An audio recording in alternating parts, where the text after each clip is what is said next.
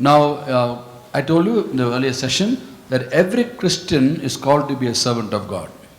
మనము ముందు సెషన్లో నేర్చుకున్నాము ప్రతి ఒక్క వ్యక్తి కూడా దేవుని సేవకుడు కావాలని. And the pastoral ministry is to be shepherds of God's flock and to encourage every member of the church to serve God.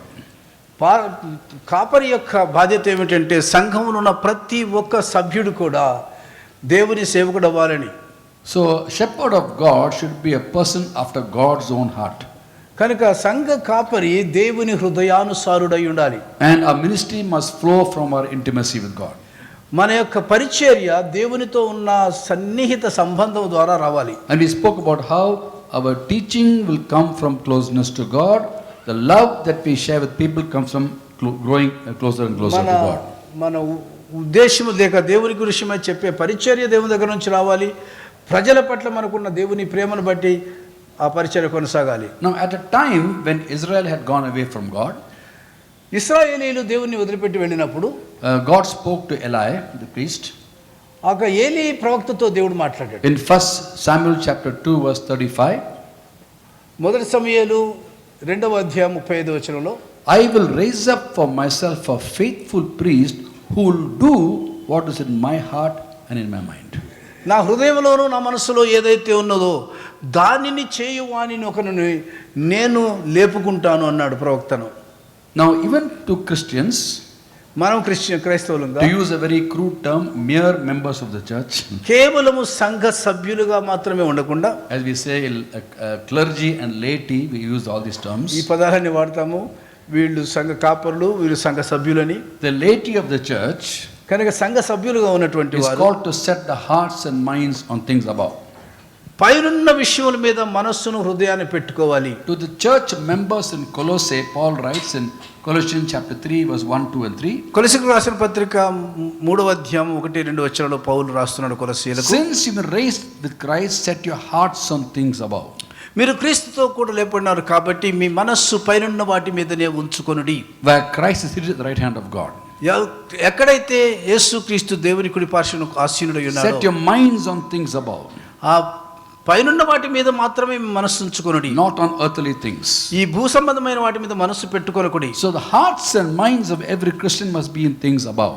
కనుక హృదయం మనస్సు కూడా క్రైస్తవుల యొక్క దేవుని మీదనే ఉండాలి. How much more for pastors? ప్రజలకే అట్లున్నప్పుడు ఇక సంఘ కాపర్లు ఎట్లా ఈ విధంగా ఉండాలి. In other words, we should look at the world with a godly perspective. కనుక లోకాన్ని మనం చూచినప్పుడు దేవుడు లోకాన్ని ఏ విధంగా చూస్తున్నాడో ఆ విధంగా మనం చూడాలి. As far as God is concerned, there are only two kinds of people in this world.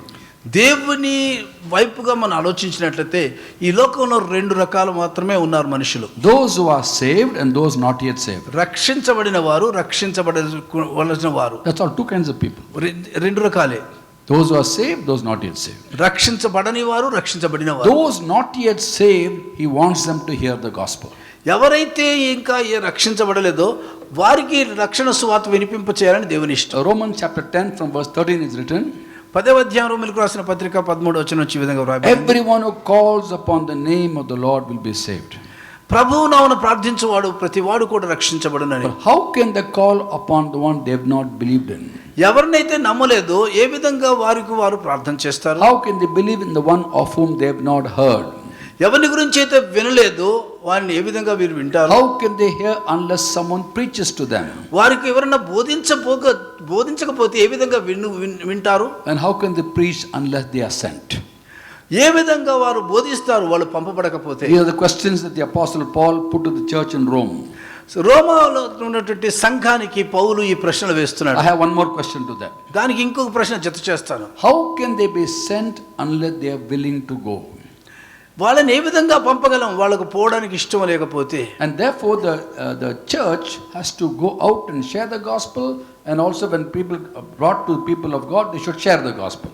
కనుక సంఘము బయటకు వెళ్ళి స్వార్థ పంచుకోవాలి, వాళ్ళు వచ్చిన తర్వాత లోపలికి ఆహ్వానించాలి. It's the will of God that everybody in the world is saved. That is God's wish, His desire, His passion. That's His heart. దేవుని చిత్తము, దేవుని కోరిక, దేవుని హృదయానుసారమైనది ఏంటంటే యావత్ ప్రపంచంలో ఉన్న ప్రతి వారు రక్షించబడాలి. It says in 2 Peter 3:9, రెండవ పేతురు పత్రిక 3:9 He doesn't want anyone to perish, but all to come to repentance. ఎవరును నశించకూడదని ఆయన హెచ్చరిస్తున్నాడు. అందరూ రక్షించబడి యేసు నమ్మాలని In హెచ్చరిస్తున్నాడు. 1 Timothy chapter 2 verse 4 it says, he wants all people to be saved and come to the knowledge of the truth. 1 Timothy 2:4 అందరూ కూడా రక్షించబడి క్రీస్తుని గురించిన అనుభవ జ్ఞానంలోనికి రావాలని There is ఆశిస్తున్నాడు. an urgency for the gospel.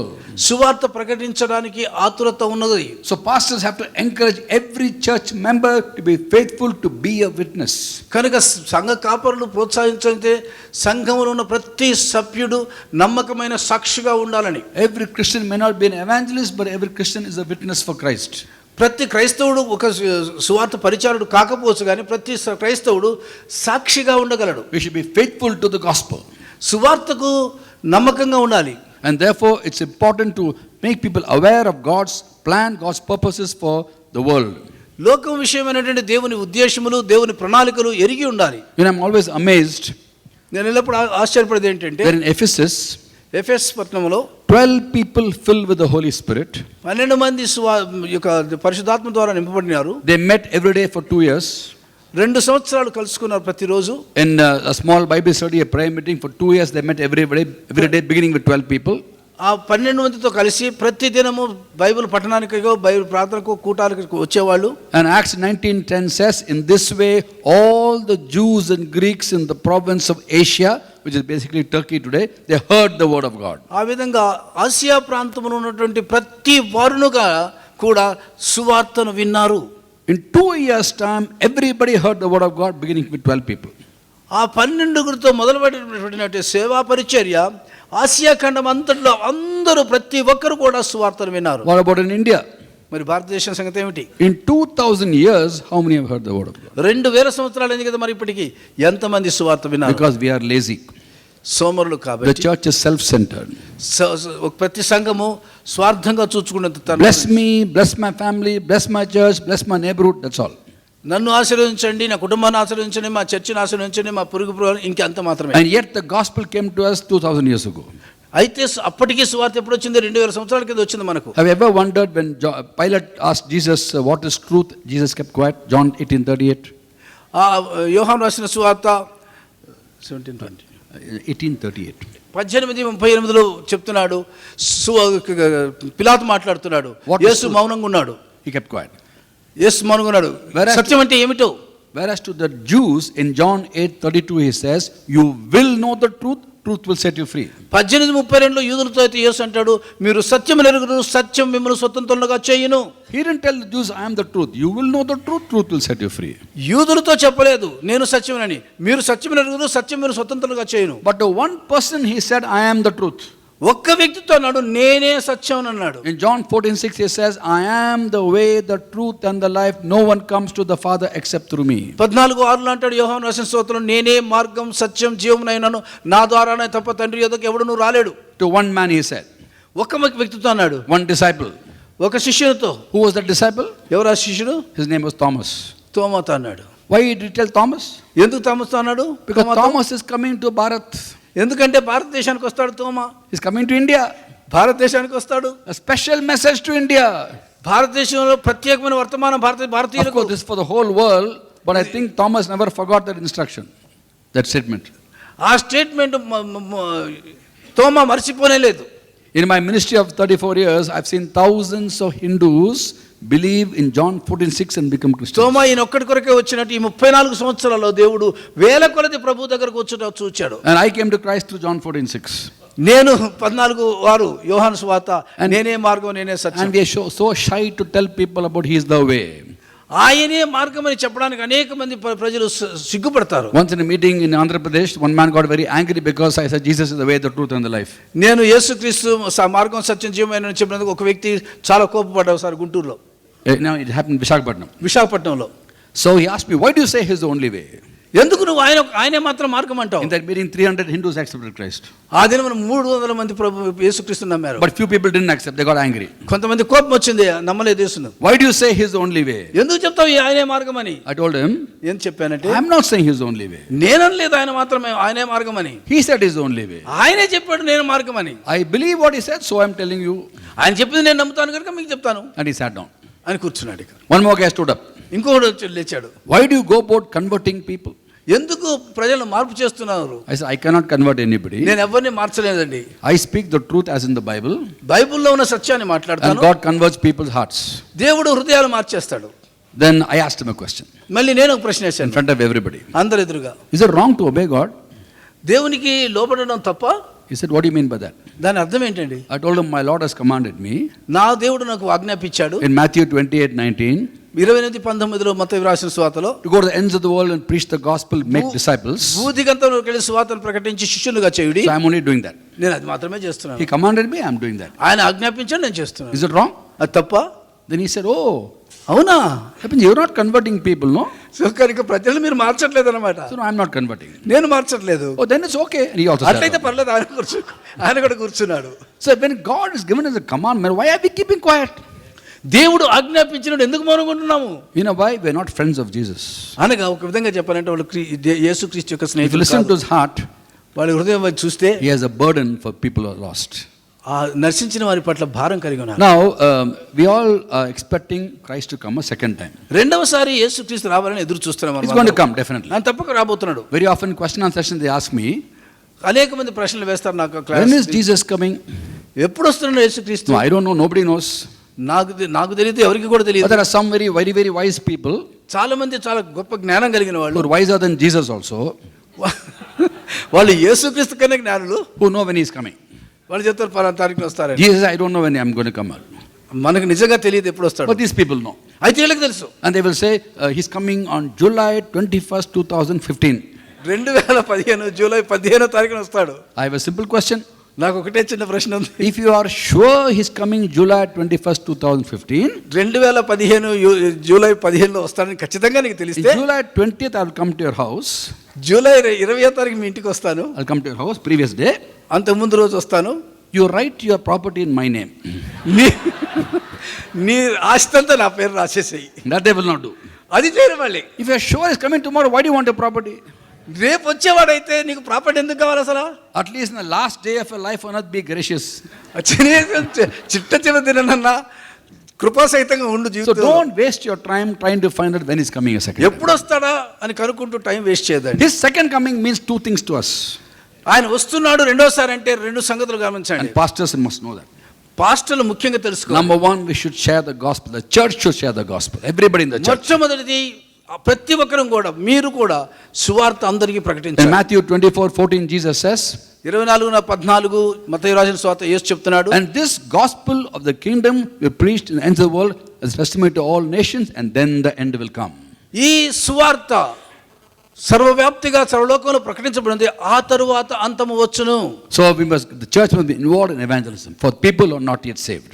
కనుక సంఘం ఆ భారంతో ఉండాలి రక్షించబడని వారి కొరకు. Now what about people who are saved? రక్షించబడిన వారి సంగతి ఏంటి? God wants all his children to live holy and godly lives. దేవుని బిడ్డలు అందరూ కూడా పరిశుద్ధమైన జీవితము జీవించాలని దేవుడు కోరుతున్నాడు. When he comes the second time, ఆయన తిరిగి రెండోసారి వచ్చినప్పుడు this heaven and this earth will disappear. ఈ భూమి ఈ ఆకాశము He'll అదృశ్యమైపోతుంది. create a new heaven and a new earth.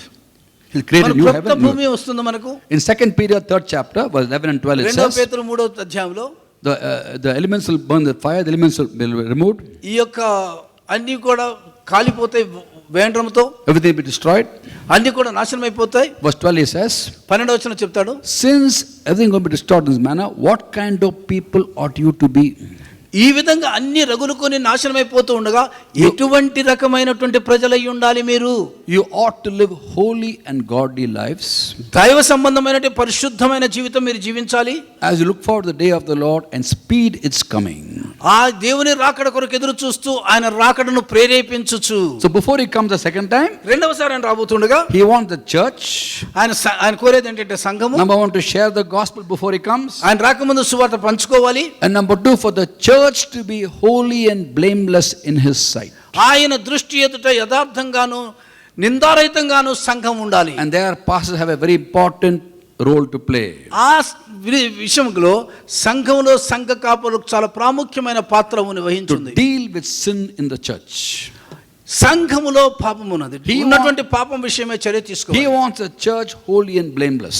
ఆయన కోరుతున్నాడు సంఘము నిందారహితంగాను పరిశుద్ధంగాను ఉండాలి. You know, sometimes when it comes to correcting people, కొంతమందికి వచ్చి వాళ్ళని తప్పు దిద్దేటప్పుడు కొంతమందితో, many churches people don't correct each other. ఎందుకంటే సంఘములో ఒకరొకరు తప్పును సరిదిద్దుకోరు. Because if I tell him something, he will say, don't judge. నువ్వు ఒకవేళ ఆ విధంగా చెప్తే తీర్పు తీర్చే నువ్వెవరు అంటారు. Now the Bible says in 1 Corinthians 5:12, 5:12 మొదటి కొరింథీయులో బైబిల్ ఏం చెప్తుందంటే, what business is of mine to judge those outside the church? సంఘము వెలుపలి వారికి తీర్పు తీర్చడానికి నీవెవరివి? Are you not to judge those inside the church? సంఘములో ఉన్న వారికి తీర్పు తీర్చవా? God will judge those outside the church. సంఘము వెలుపల వారికి దేవుడే తీర్పు తీర్చు. We are supposed to judge those inside the church. మనము సంఘములో వారిపై తీర్పు తీర్చాలి. Christians are experts in judging people outside the church. సంఘం బయట వారికి తీర్పు తీర్చట్లో క్రైస్తవులు చాలా ప్రయోజకులై ఉన్నారు. Because tell a Hindu what he's doing is wrong, he can't quote Matthew 7:1 to us, don't judge or you'll be judged. ఎందుకంటే బయట వారు మత్తయి రాసిన సువార్త 7వ అధ్యాయం 1వ వచనంలో తీర్పు తీర్చకూడదు అని చెప్పలేరు వాళ్ళు. But if you tell a Christian, క్రైస్తవుడు చెప్తే so don't judge. తీర్పు తీర్చదు. Jesus says, don't judge or you'll be judged. యేసు చెప్తాడు, నువ్వు తీర్పు తీర్చావంటే నువ్వు తీర్చబడదు అని చెప్తున్నాడు. You know, we are all experts in choosing convenient verses from the Bible. బైబిల్లో నుండి అవసరమైన వచనాలను ఎత్తుకోవడం చాలా అలవాటు వాళ్ళకు. Matthew 7:1 would definitely say that. Matthew 7:1 and 2. మత్తయి సువార్త 7:1 1వ వచనము 2వ వచనం ఖచ్చితంగా ఆ మాట చెప్తుంది. But read 3, 4, 5. అయితే 3, 4 ఏంటి మరి? What does Jesus say? 3, 4 యేసు ఏం చెప్తున్నాడు? How can you judge when you have a plank in your eye when your brother has a speck in his eye? నీ కంటిలో దూలం ఉండగా ఎదుటివాని కంటిలో నలుసు ఏ విధంగా చూడగలదో అని చెప్తుంది. First remove the plank. ఆ తర్వాత నీకు దూరం తీసేసుకో, You can see better. ఆ తర్వాత స్పష్టంగా చూడగలవు. Remove the speck. ఆ చిన్న నలుసును తీసి. So the solution is not judging. తీర్పు తీర్చడం కాదు దీనికి సమస్య పరిష్కారం. It is judging after removing the plank. ఆ తర్వాత ముందు దూలము తీసేసుకున్న తర్వాత తీర్పు తీర్చడం. So what's happening today in the churches? అయితే సంఘంలో ఇప్పుడు ఏం జరుగుతుంది? I've got a plank. నాకు దూలం ఉంది, My brother's got a speck. Brother చిన్న నలుస్తుంది, I won't talk about his speck. వానికి ఉన్న నలుసుల గురించి మాట్లాడు. He won't talk about my plank. నాకు నా దూలాన్ని గురించి నువ్వు మాట్లాడు. So I keep my plank, he keeps his speck. నీవు నీ నలుసు పెట్టుకో, నీ దూలం నువ్వు పెట్టుకో. I'm happy, he's happy. నువ్వు సంతోషం, నేను But సంతోషం. God is not happy. అయితే దేవుడు సంతోషంగా లేడు. When Christ comes a second time, యేసు క్రీస్తు రెండవసారి వచ్చినప్పుడు you might find a church full of planks and specks. సంఘం నిండా నలుసులు దూలాలు. Pastor, please correct people in the church who are doing wrong. Pastor గారు సంఘంలో తప్పు జరిగితే తప్పును సరిదిద్దండి. Before that, please remove the plank. అయితే అది చేయకముందు నీ కంటిలో ఉన్న దూలాన్ని తీసేసుకో. Walk in holiness. పరిశుద్ధతలో నడు. We have to preach holiness after being holy. మనం పరిశుద్ధులుగా ఉన్న తర్వాత పరిశుద్ధతను గురించి మాట్లాడాలి. Today people don't talk of holiness. పరిశుద్ధతను గురించే మాట్లాడరు ఈ రోజుల్లో. Second coming of Christ means two things: sharing the gospel, living holy life. రెండవ రాకడనగా రెండు సంగతులు, సువార్త ప్రకటించడము, పరిశుద్ధంగా జీవించడం. Instead that we try to interpret all the book of Revelation, the 10 horns and the beast and everything, interpret. ప్రకటన గ్రంథంలో ఉన్నటువంటి తర్వాత 6వ వచనం తర్వాత ఉన్నటువంటి ఆ రకమైన రకరకాల మృగాలు వీటన్నిటి గురించి తర్వాత అర్థం చెప్పొచ్చు. When the Soviet Union was in power, so many American Christian authors wrote books about how Soviet Union is the great Antichrist and the 10 horns of Soviet Union. Russia దేశము ఏ విధంగా అపవాది అంత్యక్రీస్తు ఇవన్నీ అప్పుడెప్పుడు రాశారు అమెరికాలో ఆ పుస్తకాలను. Soviet Union is Russia was part of Soviet Union. There were so many other countries those days. Russia మాత్రమే కూడా ఇంకా కొన్ని ఇతర దేశాలు కూడా ఆ విధంగా భావించాయి. So many American Christian authors wrote books about how the great Antichrist, the 10 horns are all Soviet Union. ఆ సోవియట్ యూనియన్ చుట్టూ ఉన్నటువంటి ఆ దేశాలన్నింటినీ ఆ 10 దేశముల గురించి 10 కొమ్ములు కలిగినటువంటి మృగం గురించి వ్రాసేవాళ్ళు. Soviet Union broke up. ఇప్పుడు సోవియట్ యూనియన్ లేనే లేదు. All the books vanished from Christian libraries. క్రైస్తవ లైబ్రరీల నుంచి ఆ పుస్తకాలు లేవు ఇప్పుడు. So don't waste your time to interpret this and that. కనుక ప్రకటన గ్రంథాన్ని ఏదో విధంగా వివరణ చెప్పడానికి ప్రయత్నం చేయొద్దు. Share the gospel. స్వార్థ ప్రకటించు. Live a holy life. పరిశుద్ధ జీవితం జీవించు. When he comes, you will know. ఆయన వచ్చినప్పుడు నీకు తెలుస్తుంది. Now pastors have to be instruments in building up the church in these areas. ఈ ప్రాంతాల్లో ఈ భాగాల్లో సంఘాన్ని కట్టడంలో పాదరులు చాలా నేర్పించవలసి ఉన్నది. Motivate everyone to go and share the gospel. ప్రతి వారిని ప్రేరేపించండి వెళ్ళి సువార్త చెప్పడానికి. In Jerusalem also this problem was there. యెరూషలేములో కూడా ఈ సమస్య ఉంది అప్పుడు. The Lord has spoken and said, "You be my witness in Jerusalem, Judea, Samaria, and the uttermost parts of the earth." యెరూషలేము, సమరయ, యూదయ ప్రాంతాలలో భూదిగంతం వరకు సాక్షులై ఉంటుందని యేసు చెప్పాడు. They were in Jerusalem. యెరూషలేములో ఉన్నారు. Didn't go beyond. అక్కడి నుంచి దాటిపోలేదు. Till persecution came. మళ్ళీ హింస వచ్చింది. Stephen was stoned to death. Stephen రాళ్లతో కొట్టి And they చంపేశారు. all dispersed. అందరూ చెదరిపోయారు Except the apostles. అపోస్తలులు తప్ప. Wherever they went, they preached. వాళ్ళు ఎక్కడికి వెళ్ళినా అక్కడ ప్రసంగం చేశారు. Philip went to Samaria, and Samaria heard the word of God. Philip సమరయకు వెళ్ళాడు. సమరయలో దేవుని వాక్యం ప్రకటించబడింది. He went to Samaria because of persecution. ఆ హింస వచ్చినందుకు వెళ్ళాడు సమరయకు ఫిలిప్పు. And persecution fulfilled prophecy. కనుక హింస ద్వారా ప్రవచనము నెరవేరింది. I think 2000 years God waited. Now persecution will bring gospel to India. ఇప్పుడు 2000 సంవత్సరాలు దేవుడు ఆగాడు. ఇప్పుడు భారతదేశానికి హింస తీసుకొస్తాడు. I think God is saying enough is enough. ఇక చాలా, ఎంతవరకు మీరు సంతోషించారు, ఇక చాలు. Praise God, God is moving now. Better be prepared. దేవుడు కదులుతున్నాడు, జాగ్రత్తగా సిద్ధపడండి. In amazing ways God is moving in North India. ఉత్తర భారతదేశంలో అద్భుత రీతిగా దేవుడు పనిచేస్తున్నాడు. The fastest growing church in India in terms of percentage growth is in Punjab. ఎంత అభివృద్ధి పొందుతుందో ఆ వ్యక్తి పంజాబ్లో ఉన్నాడు. So get busy building up the church. సంఘాన్ని కట్టే విషయంలో తీరిక లేకుండా ఉండండి. If the sin in the church, deal with it. నీవు ఎరిగినటువంటి సంఘంతో దాంట్లోనే ఉండు. Don't try to put it under the carpet. దాన్ని వచ్చిన తలాంతులను రగ్గు కింద దాచిపెట్టొద్దు. Imagine the chairman of the finance committee of the church is committing adultery. ఒక సంఘములో chairman Chairman of the finance committee of the church. Finance committee chairman పాపంలో ఉన్నాడు. Will the pastor go and tell him turn from sin? పాపం చేయొద్దు, పాపం దూరం చెప్పగలరా pastor గారు? He'll think if I won't get salary at the end of the month, finance committee chairman. లేకపోతే finance committee chairman నాకు జీతం ఇయ్యడు, I won't get increment. నాకు ఇంక్రిమెంట్ రాదు. Are you serving people or are you serving God? నువ్వు దేవుని సేవిస్తున్నావా, మనుషులు సేవిస్తున్నావా? We have to deal with sin. Doesn't matter who it is. ఆ పాపం విషయమే ఏదో రీతిగా చర్య తీసుకోవాలి. మీరు ఏ విధంగా నేను We turn from sin and encourage people to come out of sin. మనము పాపం చేయకుండా, ప్రజలు పాపం చేయకుండా అని We ప్రోత్సాహపరచాలి. are answerable to God for the people He's put under us as overseers. మనల్ని దేవుడు ఎవరి మీద పర్యవేక్షకులు పెట్టాడో మనం ఆ దేవునికి నమ్మకంగా ఉండాలి. So sometimes even in the leadership of the church, for us to turn from sin, we may not be, very sensitive to God's spirit. మనం సంఘ నాయకులు పాపం నుంచి తిరగకపోతే దేవుని ఆత్మకు స్పందించలేము. So we need to be accountable. మనం లెక్క చెప్పవలసిన వారిగా ఉండాలి. Every pastor must be accountable to someone or a group of people for spiritual accountability and financial accountability. కనుక ప్రతి సంఘములో ప్రతి కాపరి ఎవరికొరకు బాధ్యతంగా లెక్క చెప్పవలసిన ఆర్థిక పరంగాను ఆత్మీయ పరంగాను. We can say, oh, I am a servant of God, God knows me, I will answerable to him only. నేను దేవుని సేవకుడిని, నేను దేవునికి మాత్రమే జవాబు చెప్తాను, వీళ్ళకి ఎందుకు జవాబు చెప్పాలి? Romans 14:16 says, రోమీయులకు రాసిన పత్రిక 14:16 do చెప్తుంది, not let the good that you do be considered as evil. నువ్వు చేసే మంచి చెడుగా ఆలోచించిన ఇక్కడ చేయండి. What we do should be pleasing to God and also be perceived as right because people are watching our lives. మనం ఏదైతే చేస్తున్నామో దేవునికి అంగీకారం గాను ఇతరుల జీవితాలను ప్రభావితంగా చేసేది గాను ఉండాలి. Lack of accountability will destroy leadership. బాధ్యతతో లెక్క చెప్పేది లేకపోతే నాయకత్వం పాడు చేస్తుంది. Are our church accounts audited? మన సంఘం యొక్క లెక్కలను ఆడిట్ చేస్తారా?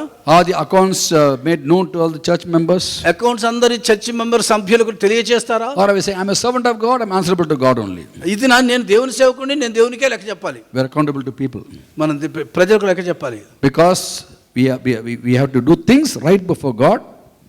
మనం ఏదైతే చేస్తామో దేవుని ఎదుట సముఖంగా మంచిదిగా ఉండాలి. And have a testimony before people. ప్రజల ఎదుట సాక్షికరంగా ఉండాలి. Now as you serve God, మనం దేవుని సేవిస్తూ ఉండగా we'll face difficulties in life. Difficulties. చాలా కష్టాలు వస్తూ ఉంటాయి. Especially when you take a stand for God. మనం ఎప్పుడైతే దేవుని కొరకు నిలబడతామో, When you're walking in the ways of God, దేవుని మార్గాల్లో మనం నడుస్తున్నప్పుడు, when you're walking in holiness, పరిశుద్ధతలో నడిచినప్పుడు, those who are not walking in holiness ఎవరైతే పరిశుద్ధతలో నడవట్లేదో will be jealous of you. నిన్ను చూసి అసూయపడతారు. And the Bible writes, John writes in 1 John 3:13. మొదటి యోహాను పత్రిక 3:13లో రాస్తాడు యోహాను. 1 John 3:12, sorry. 3:12 యోహాను పత్రిక. To Christians, John writes, క్రైస్తవులకు రాస్తున్నాడు యోహాను, do not be like Cain, కయ్యేను వలె ఉండకుడి, who belonged to the evil one and murdered his brother. ఆ యొక్క వాడు దుష్టుడై ఉండి తన తమ్ముని చంపెను. Why did he murder him? Because his own actions were evil, brothers were righteous. ఎందుకంటే తన తమ్ముడు ఆశీర్వదించబడ్డాడని తమ్ముని నరహత చేశాడు. Let's go back to Cain. కయీనుకు వెళదాం మనం. Cain offered a sacrifice to God. కయీను కూడా దేవునికి బలి అర్పించాడు. Abel offered a sacrifice to God. Abel కూడా దేవునికి బలి అర్పించాడు. Abel's sacrifice was pleasing to God. Abel ఇచ్చినది దేవునికి అంగీకారంగా ఉంది. Cain's sacrifice was not pleasing to God. కయీను ఇచ్చినది దేవునికి అంగీకారంగా లేదు. And instead of getting right with God, దేవునితో సరిపడడానికి బదులుగా Cain got wrong with Abel. కయీను Abel దగ్గరికి వచ్చాడు. And then it says in the book of Genesis 4th chapter, ఆదికాండం 14వ అధ్యాయం read చెప్తుంది. from 3 to 7. 7వ వచనం చదివినట్లయితే There you find God telling Cain, దేవుడు కయ్యంతో మాట్లాడుతున్నాడు. why are you angry? ఎందుకు నీవు కోపగించుచున్నావు? Why is your face downcast? నీ ఎందుకు ముఖం దించుకొని ఉన్నావు? If you do what is right, won't you be accepted? నువ్వు మంచిది చేసిన నీ తలను ఎత్తుకొనవా? You know what that means? అర్థం ఏంటి తెలుసా? Cain, you still have an option of taking back the earlier sacrifice, giving a better sacrifice. కయ్యని ఇప్పుడైనా నువ్వు చేయగలవు. నీవు మొదటి చెంది వాపస్ తీసేసుకో, మళ్ళీ మంచి శ్రేష్టమైనది ఇవ్వగలవు. If you do what is right, నువ్వు మంచిది చేసిన in other words, you can still do what is right. ఇప్పటికీ నువ్వు సత్క్రియ చేయగలవు. But instead of getting right with God, దేవునితో సరిపడాలంటే Cain killed Abel. కానీ చడిపడకుండా వెళ్ళి హేబెల్ను చంపాడు. So to Christians, John says, don't be like Cain. కనుక యోహాను అంటాడు, క్రైస్తవుడు సరిగా ఉండాలి. Which means what? అనగా అర్థం ఏంటి? Christians can behave like Cain. కయ్యను వలె మనం ప్రవర్తించవచ్చును. Now you are like Abel. నీవు ఏబేలు, I'm assuming. అనుకుంటున్నాను. You are living a life pleasing to God. నీ యొక్క జీవితం దేవునికి అంగీకారంగా ఉంది. You remove the plank from your eye. నువ్వు దూలం తీసేసుకున్నావు కంట్లో నుంచి. And you are about to remove a speck from somebody's eye. ఇంకొకరిలో నుంచి నలుసు తీయబోతున్నావు. Doesn't want to remove the speck. Doesn't want. నువ్వు వద్దంటావు తీయడానికి. See, he's like Cain now. ఇప్పుడు కయ్యను చూడండి. What does he do? ఏం చేశాడు? He'll talk behind your back. నీ వెనుక మాట్లాడాడు. He'll pull you down. నిన్ను వెనక గుంట తోతాడు. Don't be upset. పర్వాలేదు. 1 John 3:13 says, do not be surprised if the world hates you. లోకమును ద్వేషించినప్పుడు ఆశ్చర్యపడకండి. యోహాను పత్రిక 3:16 చెప్పినట్లు. Because we must be faithful to God మనం దేవునికి నమ్మకంగా ఉన్నట్లయితే in doing what God wants us to do. దేవుడు మనల్ని ఏమడుగుతామో అది చేస్తాం. So we will face difficulties in life when you take a stand for God. మనకులో జీవితంలో కష్టాలు వచ్చినప్పుడు దేవుని పక్షంగా నిలబడాలి. Whenever we face difficulties, మనం ఎప్పుడైతే మనం కష్టాలను the ఎదుర్కొన్నప్పుడు first question you must ask yourself, మొట్టమొదటి ప్రశ్నించుకోండి, నీవు am I responsible for this? దీనికి నేనా కారణము? Have I done something wrong because of which I am reaping the consequences? నేను ఏదో తప్పు చేసినందుకు దాని యొక్క ప్రతిఫలం అనుభవిస్తున్నానా? In 1 Peter chapter 4, మొదటి పేతురు పత్రిక 4వ అధ్యాయంలో 12 to 16, 12 నుంచి 16 వరకు Peter writes, పేతురు రాస్తున్నాడు, dear friends, don't be surprised at the painful trial you are suffering as though something strange were happening to you. ఏదో విచిత్రమైనది జరిగినట్లు అగ్ని వంటి శ్రమను చూచి ఆశ్చర్యపడవద్దు. But rejoice that you participate in the sufferings of Christ, that you may be overjoyed when his glory is revealed. క్రీస్తు శ్రమలలో పాలువాడనట్టు ఆనందించు. If you are insulted because of the name of Christ, you are blessed, for the spirit of glory and of God rests upon you. నీవు యేసు నామమును బట్టి అవమానపరచబడితే దేవుని యొక్క కృప నీ మీద ఉన్నది కాబట్టి దాన్ని ఎందుకు ఆనందించు. If you suffer, should not be as a murderer or thief or any other criminal or even as a meddler, but if you suffer as a Christian, do not be ashamed, but praise God that you bear that name. దొంగ వలె నేరం చేసినటువంటి దొంగ చేతనం చేసి నష్టపోయేదానికంటే దేవుని యొక్క పేరు పెట్టుకున్నావు కాబట్టి యేసు క్రీస్తుని బట్టి శ్రమ పొంది ఆ శ్రమలో ఆనందం పొందు. So we shouldn't be surprised at the trial we are facing. కనుక వచ్చేటువంటి శ్రమలను బట్టి ఆశ్చర్యపడకూడదు మనం. But the fundamental question is, why am I facing this trial? ఆ తర్వాత అసలు ఎందుకు శ్రమ నాకు ఎందుకు వచ్చింది? So we need wisdom.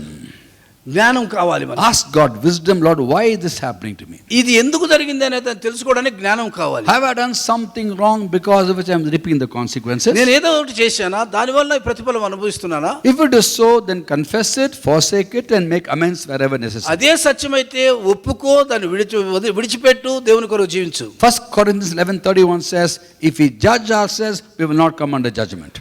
మొదటి కొరింథీయుల 11:13 చెప్తాడు, మనమే తీర్పు తీర్చుకునేలా మనల్ని ఎవరు తీర్పు తీర్చరు. But supposing something happens for which you are not responsible, అయితే కొన్నిసార్లు నువ్వు దేనికి బాధ్యత కాదు, అసలు నీకు తెలియకుండా వచ్చిందనుకో ఆ శ్రమ, దేవుని స్తుతించు. praise God. దేవుని స్తుతించు. Thank him. ఆయనకు వందనాలు I చెల్లించు. thank you, Lord, I am suffering for your name. నీ నామం కొరకు నేను కష్టపడుతున్నాను, దేవుని వందనాలు చెప్పు. Something beautiful happened. ఆశ్చర్యమైనది జరుగుతుంది. We need wisdom to know why we are going through trials. ఆ శ్రమ ఎందుకు వచ్చిందో తెలుసుకోవడానికి జ్ఞానాన్ని వాడు. We also need strength to be able to go through the trials. దేవుడి దగ్గర మనం నేర్చుకోవచ్చు ఆ శ్రమల గుండా వెళ్ళడానికి. Now the apostle Paul and Timothy both went through trials because of the gospel. సువార్తను బట్టి తిమోతి పౌలు అనేక మంది శ్రమల గుండా వెళ్ళారు. Look at the way they responded. ఏ విధంగా ప్రతిస్పందించారు? At a certain point of time, Timothy was ashamed to testify about Jesus and ashamed of Paul the prisoner. పౌలును బట్టి సువార్తను పంచుకోవడానికి కూడా ఒకానొక సమయంలో Timothy సిగ్గుపడేవాడు. Later on, he would have become very strong. I know that. ఆ తర్వాత బలవంతుడయ్యాడు.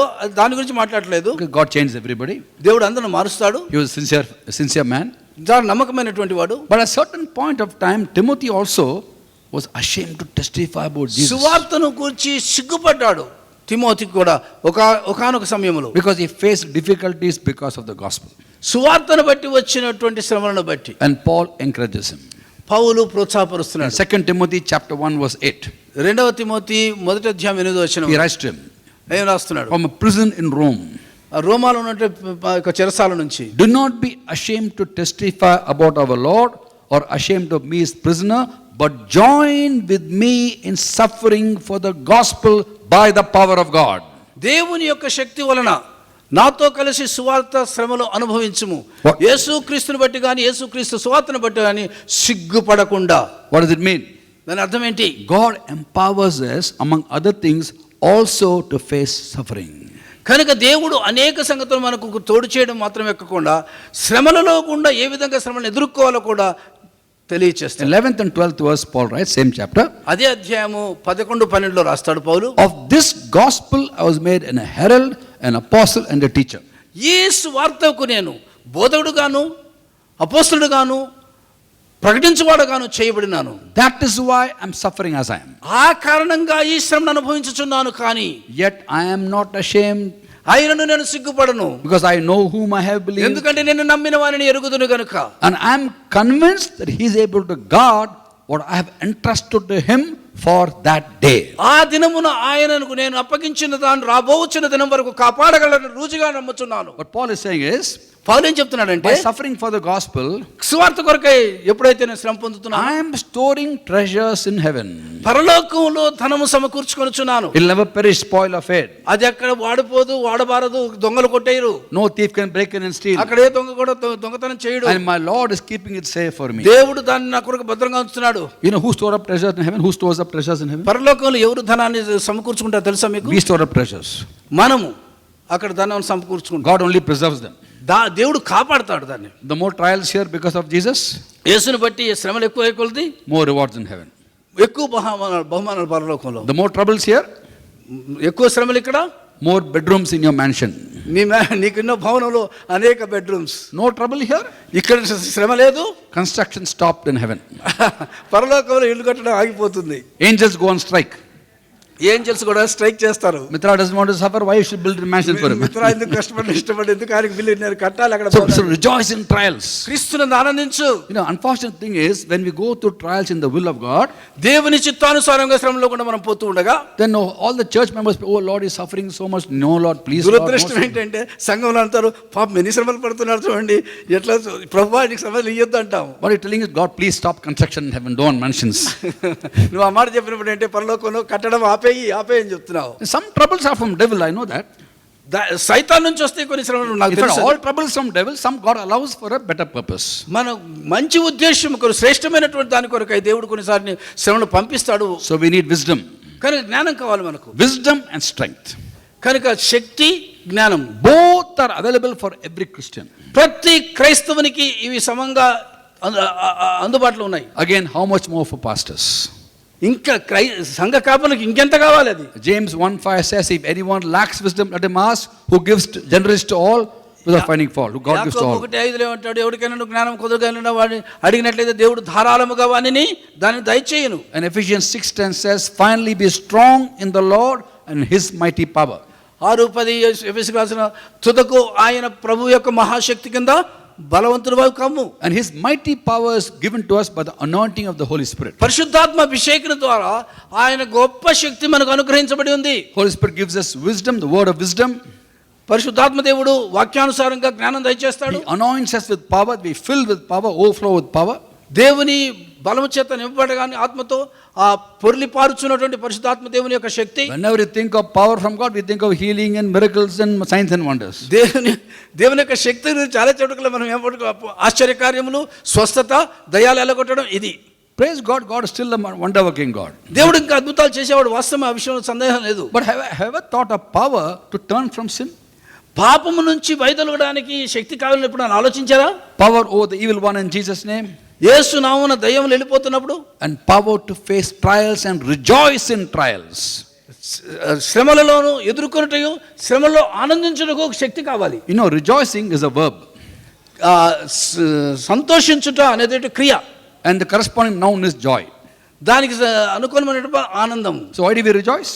కనుక ఏ విధంగా సంతోషించగలము? Because we have joy. మనలో ఆనందం ఉన్నది కాబట్టి. Now Paul writes కనుక పౌలు అంటాడు in Romans 5:2, Roma 5:2, we rejoice in the hope of the glory of God. దేవుని యొక్క మహిమా నిమిత్తమైన నిరీక్షణను బట్టి ఆనందించు. In the hope of glory. ఆ రక్షణ ఉన్నదని నిరీక్షణ. How do you know we have the hope of glory? ఆ యొక్క మహిమాయుక్తమైనటువంటి నిరీక్షణ ఏ విధంగా ఉంటుంది? Colossians 1:27, కొలస్సీయులకు రాసిన పత్రిక 1:27, Christ in you the hope of glory. నీలో ఉన్న క్రీస్తే ఆ మహిమాయుక్తమైన నిరీక్షణ అయి ఉన్నాడు. Now Christ always lives in us. క్రీస్తు ఎల్లప్పుడూ మనలో జీవించుచున్నాడు. So we always have the hope of glory. కనుక మనకు ఆ నిరీక్షణ, మహిమాయుక్తమైన నిరీక్షణ ఉంటూ ఉన్నది. So we always have joy. ఎల్లప్పుడూ ఆనందం ఉన్నది. So we rejoice. కనుక ఆనందించాం. ఎప్పుడు Any problem? సమస్య ఉన్నదా? He's on his throne. ఆయన తన సింహాసనం మీద ఉన్నాడు. We are his children. ఆయన మన పిల్లల మనము. He doesn't vacate his throne. ఆయన తన సింహాలను ఖాళీ చేసి అక్కడికి పోలేదు. Preparing mansions for us. ఆయనకి మనకు కడుతున్నాడు భవనాలను. So why can't we rejoice? ఎందుకు సంతోషించకూడదు? The day I gave my life to Christ, ఏ దినమైతే యేసుక్రీస్తుకు నా జీవితం ఇచ్చానో, the same day, ఆ దినమే my wife, who was also a Hindu like me, నా భార్య హిందూరాలు, నా భార్య కూడా, we got married in a temple in Tirupati, Andhra Pradesh. We got married. Andhra Pradesh తిరుపతిలో వాళ్ళు పెళ్లి చేసుకున్నారు. The chief guest at the wedding was Venkatachalapati, Balaji. Balaji Venkatachalapathi గారు చీఫ్ గెస్ట్ అంటే వారికి. In the temple we got married.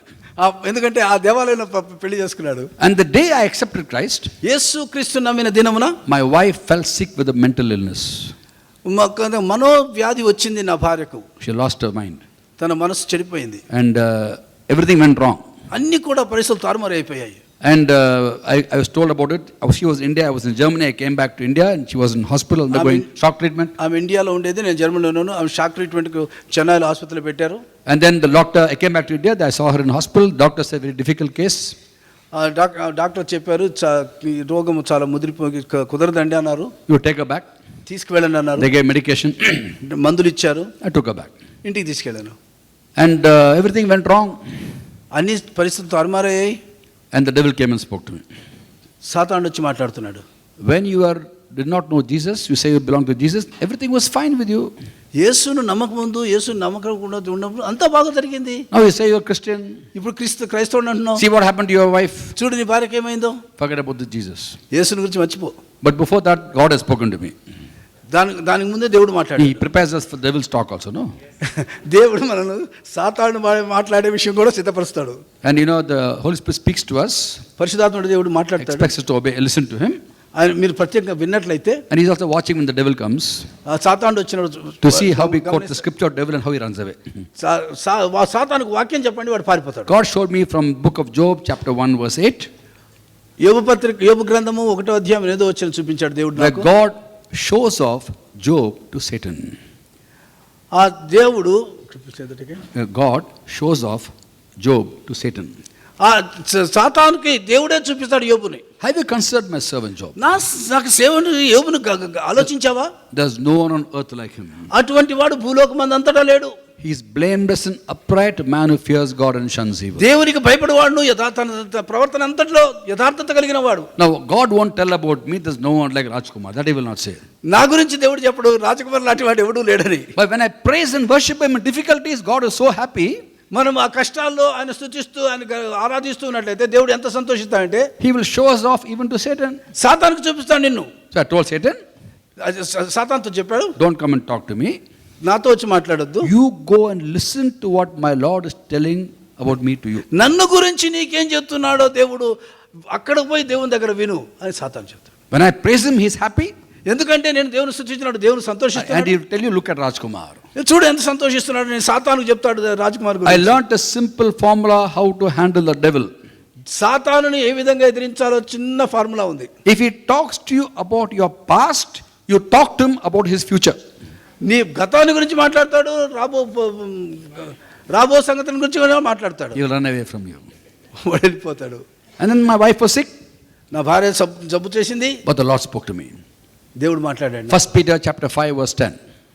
5వ అధ్యాయం 10వ వచనం మొదటి పేతురు పత్రిక. And the God of all grace, who called you to his eternal glory in Christ Jesus, after he suffered a little while, will himself restore you, make you strong, firm and steadfast. క్రీస్తు యేసునందునటువంటి మహిమాయుక్తమైనటువంటి దానిని పొందడానికని కొద్ది క్షణములు, కొద్ది కాలం వరకు ఈ శ్రమను అనుభవించిన తరువాత ఆయన మహిమలోకి నిన్ను చేర్చుకున్నాను. The Lord told me, I heal your wife. నా ప్రభు స్వస్థపరచమని అడిగాను. After a little while. ఆ కొంతకాలం తరువాత. He didn't say how long. నేను అడిగా ఎంత అని చెప్ప, I dare not ask him how long. ఎంతకాలం అని అడగలేను ఆయన. నేను, he is my master, I am the servant. ఆయన నా యజమానుడు, నేను సేవకుడిని. How can the servant question the master? ఏ విధంగా సేవకుడు యజమానిని ప్రశ్నించగలడు? But didn't even ask him how long. కనుక ఎంతకాలం ప్రభు అని అడగలేదు. All I knew was, for God 1 day is like 1,000 years, 1,000 years like 1 day. దేవుని దృష్టికి 1,100 సంవత్సరాలు, 100 సంవత్సరాలు ఒక దినము. Little while not shown, not revealed. కొద్ది కాలం శ్రమ పడిన తర్వాత ఎంతో చెప్పలేదు. But then I found out, తర్వాత కనుక్కున్నది in Numbers 23:19 is written, 23:19 సంఖ్యాకాండంలో రాయబడింది, God is not a man that he should lie, a son of man that he should change his mind. దేవుడు తన మాటను మార్చుకున్నట్టుకు నరమాత్రుడు కాడు. Does he speak and not act? ఆ విధంగా చెప్పి చేయకుండానా? Does he promise and not fulfill? వాగ్దానం చేసి నెరవేర్చకుండానా?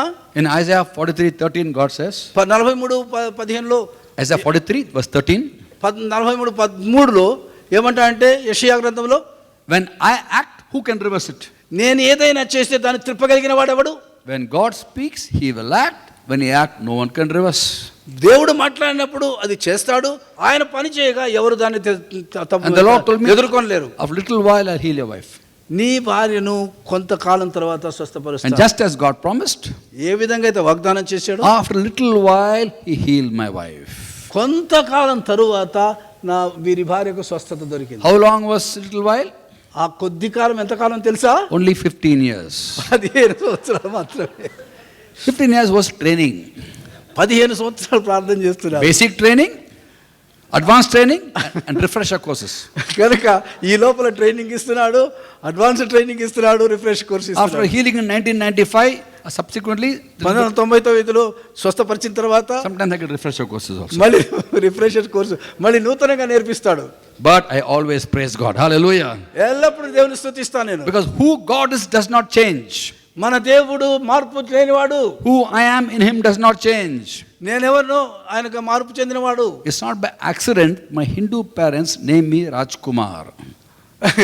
వీరి హిందువులుగా తల్లిదండ్రులు ఆయనకు పెట్టిన పేరు రాజ్ కుమారు, అది ఆకస్మికంగా పెట్టింది కాదు. It's a very unusual name for a Hindu Tamil Brahmin. You know that they won't say Rajkumar. తమిళ బ్రాహ్మణ్కు హిందూస్కి ఈ పేరు రాదు సామాన్యంగా. Because God made my parents gave me Rajkumar. I will remember always, I am not only my name is Rajkumar, I am a Rajkumar. నేను కేవలం పేరు ద్వారా రాజకుమారి కాదు, నిజముగా రాజు యొక్క కుమారుణ్ణి. You are all Rajkumars and Rajkumaris. మనమందరం రాజకుమారులు, రాజకుమారులు. Because your heavenly parent is King of kings and Lord of lords. ఎందుకంటే పరలోకమున దేవుడు రాజులకు రాజు. Please never complain. ఎప్పుడు ఫిర్యాదు చేయొద్దండి. I never grumbled against God. నేను ఆ విధంగా ఎప్పుడు ఫిర్యాదు చేయలేదు. By the grace of God. దేవుని కృప వల్ల. I never once questioned God why my wife fell sick when I accepted ఎందుకు నా భార్య మీద జబ్బుతో ఉందని దేవుని ఒక్క ప్రశ్న ఎప్పుడు వేయలేదు. Because God taught me from the Bible. ఎందుకంటే దేవుడు తన బైబిల్ ద్వారా నాకు నేర్పించాడు. Philippians chapter 2 14-16. 2:14-16. Do everything without complaining or arguing. ఏ మాత్రము కూడా సనుగకుండా గొగనకుండా ప్రతిదాన్ని దేవునికి స్తోత్రం చెల్లించు చేయుడి. That we may become blameless and pure, children of God without fault in a crooked and depraved generation, as they shine like stars in the universe as they hold out the word of life. కనుక దేవుని యొక్క సువార్త సత్యాన్ని ప్రకటించు వక్రమైన జనముల మధ్య యేసుక్రీస్తును ప్రకటించు వారుగా ఉండండి. Pastors, please never grumble. కనుక పాస్టర్లారా Don't question God, don't ఫిర్యాదు చేయొద్దు, సనగొద్దు, గొణగొద్దు. You know, in the Old Testament time, పాత నిబంధన సమయంలో when they came from Egypt, ఐగుప్తు నుంచి వస్తున్నప్పుడు when they grumbled, వాళ్ళు సనిగారు, they died. చనిపోయారు. Angel of death came and killed them. ఆ యొక్క మరణదూత వచ్చి వాడిని చంపేసింది. Snakes came and bit them and they died. పాములు వచ్చి కరిచారు, వాళ్ళు చచ్చిపోయారు. Imagine if God were to send snakes when people grumbled. దేవుడు పాములు పంపించినప్పుడు సనిగినట్లయితే On Sunday morning in the church you'll find live snakes and dead bodies. సంఘంలోనికి దేవుడు ఆ విధంగా పాములు పంపిస్తే చచ్చిన సభ్యులు, బ్రతికినటువంటి పాములు. For grumbling they died. ఎందుకంటే సరిగినందుకు చచ్చిపోయారు. Thank God Jesus is interceding for us. That's why we are not punished today. ఈ రోజు నేను దేవుని చేత శిక్షించబడకపోవడానికి కారణం ఆయన నా కొరకు విజ్ఞాపన చేస్తున్నాడు. Amen. Amen. No grumbling, no arguing, only praising and worshiping God. కనుక స్తుతి చెల్లించడం మాత్రమే, ఏమాత్రం సనుగుడు గొనుగుడు ఉండనక్కర్లేదు. When you do that, you won't need a seminar on joy of serving God. కనుక ఈ సెమినార్ అక్కర్లేదు, జాయ్ ఆఫ్ సర్వింగ్ లార్డ్ నేను అది చేస్తున్నట్లయితే. Next time I have seminar, don't come because already you got joy. ఎందుకంటే నీ already సంతోషం ఉంది కాబట్టి మళ్ళీ సెమినార్ పెడితే రావద్దు మీరు. What I am saying, I am doing. That's why I see. నేను ఏదైతే చెప్తున్నా దాన్ని చేస్తున్నాను, అందుకు మీకు చెప్తున్నాను. See, when you grumble, మీరు ఎప్పుడైతే సనుగుతారో devil is laughing. సాతానుడు సంతోషిస్తాడు. Because the troubles we face in this world are creating for us glory in heaven. పరలోకంలో ఉన్నటువంటి వారికి మనకు మహిమ కలుగుటకై ఈ లోకంలో శ్రమలు దేవుడు పంపిస్తున్నాడు. We say, why me, Lord? నాకెందుకు ప్రభువా ఇది? Say, why not me, Lord? అసలు మీరేమన్నా నాకెందుకు రావు ప్రభువా అనాలి. Others can get mansions. Why not my mansion should be bigger than them? నా భవనము దాటిగా ఎందుకు పెద్దదిగా ఉండకూడదు? The devil is laughing. సాతానుడు నవ్వుతున్నాడు. Because ఎందుకంటే he knows who we are. నువ్వెవరు వాడికి తెలుసు. In us is the Holy Spirit. మనలో ఉన్నది పరిశుద్ధాత్ముడు. God knows who we are. దేవునికి తెలుసు మనం ఎవరుమో. Even the devil knows who we are. సాతానుడికి తెలుసు మనం ఎవరుమో. We forget who we are. మనం మర్చిపోతాం మనం ఎవరుమో. What an anticlimax, no? He is laughing. వాడు నవ్వుతున్నాడు. Whenever Christian grumbles, this fellow is laughing. ఎప్పుడైతే మనిషి మన క్రైస్తవులు సరుగుతారో గొనుగుతారో సాతానుడు నవ్వుతాడు. When we get అపహాస్యం చేస్తాడు. When we get discouraged, the devil gets encouraged. ఎప్పుడైతే మనం నిరాశపడుతున్నామో సాతానుడు చాలా ఆశపడతాడు. When we get encouraged, he gets discouraged. మనం ప్రోత్సాహపరిచినప్పుడు వాడు నిరుత్సాహపడతాడు. So you must decide who should be encouraged, who should be discouraged. కనుక మీరు తీర్మానం చేయండి, ఎవరు ప్రోత్సాహపరచబడాలి, ఎవరు నిరాశపడాలి. We can choose to praise God at all times. అన్ని పరిస్థితుల్లో కూడా సంతోషించడానికి దేవుని స్తుతించాలి. All times praise God. అంత సమయాల్లో దేవుని స్తుతించండి. Amen. Amen. This time you can say amen. Okay, now one more thing. ఇంకొక సంగతి, How about difficult people? Difficult circumstances we have strength to face. పరిస్థితులు, క్లిష్ట పరిస్థితులు ఓకే, క్లిష్టమైనటువంటి వారు వస్తు మనిషి ఎట్లా? Every pastor has a share of difficult people in the church. ప్రతి సంఘ కాపరికి వాళ్ళ సంఘాల్లో కొంత తొందర కలుగు చేసే వాళ్ళు ఎవరో కొంతమంది ఉంటారు. Why do they trouble us? ఎందుకు వాళ్ళు మనం తొందర పెడతారు? To teach us patience. మనకు ఓర్పు నేర్పించడానికి. Yeah, it says trials work with patience. కనుక శ్రమ ఓర్పును. Whenever you ask God for patience, you are asking for trouble. దేవుని దగ్గర ప్రభువా నాకు కొద్దిగా ఓర్పు దయచేసావంటే అడుగుతున్నావు అనమాట, శ్రమ అడుగుతున్నావు. You know, sometimes because I worked in the industry and all that, people who work in the corporate world come and tell me, brother, in my department very difficult fellows there. వచ్చింది కొంతమంది ఏమంటారంటే పనిచేసేవాళ్ళు మా విభాగంలో కొంతమంది కష్టంగా వాళ్ళతో పనిచేయడం చాలా కష్టం. I am a Christian and the only Christian there, so I am suffering. నేను అక్కడ ఒక్కనే క్రైస్తవును, అందుకు నేను చాలా కష్టపడుతున్నానండి ఈ భాగంలో. Even if only Christian means praise God. నువ్వు ఒక్కడే క్రైస్తవుడు, దేవుని స్తుతించు. They say, ఏం చెప్తారంటే, I am the only Christian, so difficult. నేను ఒక్కడే క్రైస్తవుని, ఎంత కష్టం తెలుసా అక్కడ మీకు. You see, we are the salt of the earth. మనము లోకమునకు ఉప్పు అయి ఉన్నాము. This I am the minority in my department, only Christian, I am suffering. నేను అక్కడ ఒక్కడే కనీసమైన వ్యక్తిని, ఆ ఒక్కడిని కూడా కష్టపడుతున్నాను. You are the salt of the earth. నువ్వు లోకంలో ఉప్పు అయి ఉన్నావు. Imagine if 95% of chicken biryani was salt, how will it taste? బిర్యానీలో 95% ఉప్పు ఉందనుకోండి, ఎట్లా ఉంటుందండి? What do you have for lunch? You have chicken biryani? Okay. లంచ్కి ఏం పెట్టారు మనకు? If 95% of that biryani was salt, you'll all be here at 1:05. అదంతా ఉప్పు, 90% ఉప్పు అయినట్టు బిర్యానీ. 1:05 కల్లా మీరందరూ మీటింగ్కి వచ్చేసేవాళ్ళు ఇక్కడికి. We should be minority. ఎందుకంటే మనం నిమ్నంగానే ఉండాలి. Imagine 95% salt in the food means you can't eat it. So you add flavor to your department. కనుక నువ్వు ఉన్నావు ఆ విభాగంలో, నీవు అక్కడ అందం తీసుకొని రా. Brother, please pray this man is రుచి transferred. తీసుకొని రా అక్కడికి. Please transferred from my department. ప్రభా నన్ను ఇక్కడ నుంచి ట్రాన్స్ఫర్ చేయండి. No, I can't say I won't pray. So I pray. 2 months I pray. కనుక వాళ్ళు అంటారు నాకు ప్రార్థన చేయమని. He's not transferred. He's not transferred. అయినా దేవుడు మార్చలేదు. And the fellow comes, have you praying properly, brother? Praying properly. What that means? నా గురించి సరిగా ప్రార్థన చేస్తున్నారు, నిజంగా చేస్తున్నారా ప్రార్థన? You pray means pray. What properly praying? ప్రార్థన కాకుండా సరిగా ప్రార్థన చేయడం ఎట్లా? Sometimes people get angry if I don't pray long, you know. కొంతమంది కోపం తెలుసా దీర్ఘ ప్రార్థన చేయకపోతే. Once in a meeting someone had a back problem, he came for prayer. I said, Lord, heal him, and walked off. కొంతమంది వెనక నొప్పి ఉందని వచ్చాడట, ఆయన ప్రార్థన చేశాడు వెళ్ళిపోయాడు. Lot of people waiting for prayer, so I said, Lord, he's got a back problem, heal him, and I walked off, didn't talk to him. ప్రభు ఆయనకు వెనక నొప్పి ఉంది, వీలైతే స్వస్థత పరచాడు, వెళ్ళిపోయాడు. He got angry, చాలా కోపం వచ్చింది. told his friend, Rajkumar did not pray properly. Raj Kumar గారు సరిగా ప్రార్థన చేయలేదు. He didn't spend time with me. ఆయన నా గురించి ఆలోచించలేదు. You know what happened? ఏం జరిగిందో తెలుసా? He got healed. ఆయనకు స్వస్థత వచ్చింది. Then and there he got healed. అక్కడే స్వస్థత వచ్చింది. 2 weeks he's trying to get the backache back, doing like this. ఇట్లా అట్లా చేసేవాడు. Didn't come back. 2 వారాలు మళ్ళీ రాలేదు. Then he came and confessed me, brother, I am very sorry. I was very angry with you 2 weeks back. You didn't pray properly, but I got healed. నువ్వు సరిగా ప్రార్థన చేయదు, 2 వారాల కింద చాలా కోపం వచ్చింది, అయినా ఇప్పుడు స్వస్థపడ్డాను. I'm sorry, I got angry with you. నీ మీద కోపం వచ్చింది, క్షమించండి. So don't worry about how long you pray, how loud you pray. అంత గట్టిగా ప్రార్థన చేస్తావో, ఎంత దీర్ఘంగా ప్రార్థన So I told the guy, told him I prayed for you, but no transfer, what can I do? నేను ప్రార్థన చేశాను కానీ దేవుడు నేను ట్రాన్స్ఫర్ చేయలేదు, నేనేం చేయమంటా? Then he said, okay, you pray, I am transferred. నువ్వు ప్రార్థన చెయ్యి, తర్వాత transfer. God, that man is not transferred, I must get transferred. దేవుడు ఆయన ట్రాన్స్ఫర్ కాదు, నా transfer. I can't work with him. నేను ఇక పని చేయలేను. 2 weeks more this prayer goes on. ఈ 2 వారాలు ఇంకా ప్రార్థన చేస్తాను. Again he comes back with a long face. చాలా పొడుగుగా వస్తున్నాడు, కోపంగా వస్తున్నాడు. He is not transferred, I am not transferred. నేను మారలేదు, వాడు మారలేదు. Please pray God gives me more patience to handle him.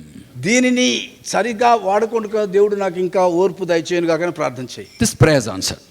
ఈ ప్రార్థన జవాబు వస్తుంది. ఏ విధంగా? 2 more people like him into the department. ఆ కఠినమైన వ్యక్తులు లాంటి వారు ఇంకా ఇద్దరు వస్తారు ఆ డిపార్ట్మెంట్లోకి. Basic training over advanced training. Refresher course అయిపోయింది, బేసిక్ ట్రైనింగ్ అయిపోయింది, advance training. Pastors, please remember, pastor గారు జ్ఞాపకం చేసుకోండి, difficult people in your congregation are tools of God to train you in patience, self-control and faith. నీకు ఓర్పును నిన్ను స్వాధీనంలో పెట్టుకోవడానికి దేవుని మహిమార్థమై దేవుడు వారిని మీ సంఘములో ఉంచారు. అటువంటి కష్టమైనటువంటి. Again I heard only one amen. ఒక్కరు మాత్రమే ఆమేన్ చెప్పారు. Only one amen. ఒక్కరే ఆమేన్ చెప్పారు. But remember one thing, along with the test will come the provision. God will give you strength. దేవుడు Hallelujah. శ్రమలతో కూడా తప్పించుకున్నట్టు యోచన తీసుకొస్తాడు. So difficult circumstances, praise God. Difficult people, praise God. క్లిష్ట పరిస్థితులు, క్లిష్టమైన ప్రజలు, దేవునికి స్తోత్రం. Then I come to finances. Now many people complain, brother, no money. ప్రభువా, సహోదరుడా, డబ్బు లేదు నాకు, నన్ను ఏం Now the apostle Paul, when he writes in Philippians 4:13, 4:13 ఫిలిప్పీయులకు రాసిన పత్రికలో I can do all things to him who gives me strength. I can do all things through him who gives me నీవు strength. నన్ను బలపరచుకొలది నేను సమస్తమును చేయగలను. What's the context of that? ఏ సందర్భంలో ఆ మాట అన్నాడు? What's the context of him saying I can do everything through him who gives me strength? ఎవరైతే నన్ను బలపరుస్తున్నాడో ఆయన యందు సమస్తమును చేయగలను. It's in the context of financial difficulties.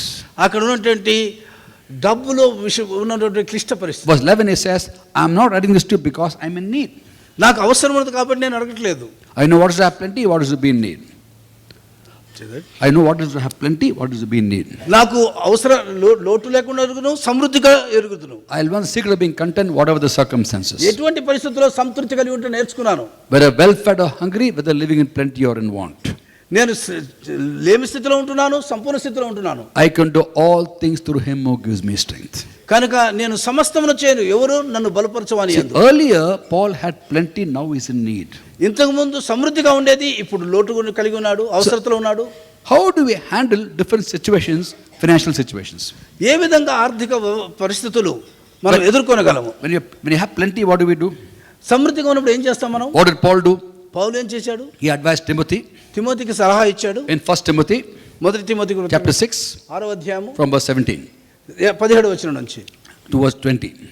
20వ వచనం వరకు. He says, command those who are rich in the world not to be arrogant, not to put their hope in wealth which is so uncertain, but to put their hope in God who richly blesses us with everything for our enjoyment. కనుక తమకున్నటువంటి ఆస్తి విషయంలో వాళ్ళు నమ్మిక పెట్టి గర్వించకుండా లేని సమయంలో కూడా దేవుని యందు మాత్రమే గురి కలిగిన వారే ఉండమని హెచ్చరించుము సంఘంలో. Command them to be good, వాళ్ళు మంచివారుగా to be ఉండటం, rich in good deeds, సత్క్రియల యందు ఆసక్తి గల వారుగా, to be generous and willing to share.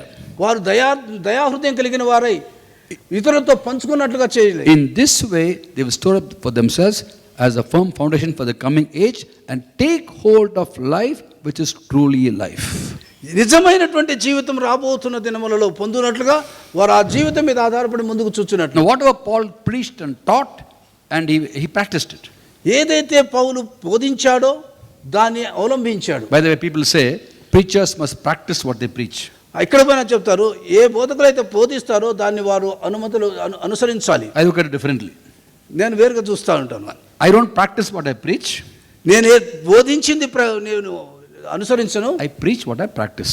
నేను ఏదైతే అనుసరిస్తున్నానో దాన్ని బోధిస్తాను. I don't preach and do, I don't teach and do, I do and teach, I do and preach. నేను చేస్తున్నాను కాబట్టి బోధిస్తాను, అనుసరిస్తున్నాను కాబట్టి బోధిస్తాను, బోధించినందుకు అనుసరించను, చెప్పినందుకు చేయను. People say you must walk the talk. In English they walk the talk. అవును, చెప్పిన దాని ప్రకారం నడుచుకోవడం. Actually we don't walk the talk, we talk the walk. మనం మాట్లాడింది నడవము, నడిచింది మాట్లాడతాం. First walk, then talk. ముందు నడువు, తర్వాత మాట్లాడు. If you don't walk, sit down, then don't talk. నడవకపోతే కూర్చో, ఎవరికి మాట్లాడొద్దు. Now what did Paul do then when he was rich? పౌలు ఏం చేశాడు? When Paul was rich, ధనవంతుడుగా ఉన్నాడు he Paul. put his hope in God, not in riches. తన నిరీక్షణ అంతా దేవుని యందు ఉంచాడు, తన ధన సమృద్ధి మీద కాదు. He also enjoyed wealth. Nothing wrong in enjoying wealth. దేవుడు ఇచ్చినటువంటి వనరులు ఆనందించడం తప్పేం లేదు. And he gave away. అవసరం ఇచ్చేశాడు కూడా. Generous. ధారాళంగా ఇచ్చాడు. I'm sure all of us will do that when చేస్తాం అదిగా, when we have a lot of money. డబ్బు చాలా ఉన్నప్పుడు But the చేస్తాం. question is, what do we do when we don't have much money? డబ్బు ఎక్కువగా లేనప్పుడు ఏం చేస్తాము? Look at Paul's life. What did Paul do when he was not having enough resources? కావలసిన వనరులు లేనప్పుడు పౌలు ఏం చేశాడు? The apostle Paul wrote about the various experiences he went through in the ministry. పరిచర్యలో వెళ్ళినటువంటి వివిధమైనటువంటి అనుభవాల గురించి పౌలు రాశాడు. 2 Corinthians chapter 6, 8 to 10.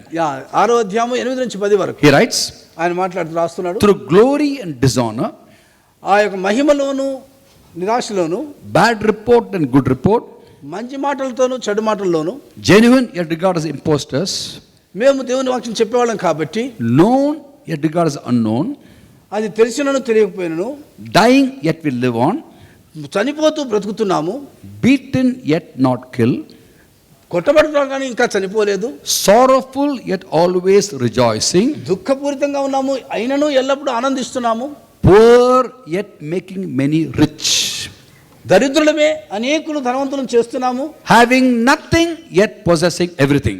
ఏమీ లేని వారంగా ఉన్నాము, సమస్తము కలిగిన వారంగా ఉన్నాము. Praise God. దేవునికి స్తోత్రం. Poor yet making many rich.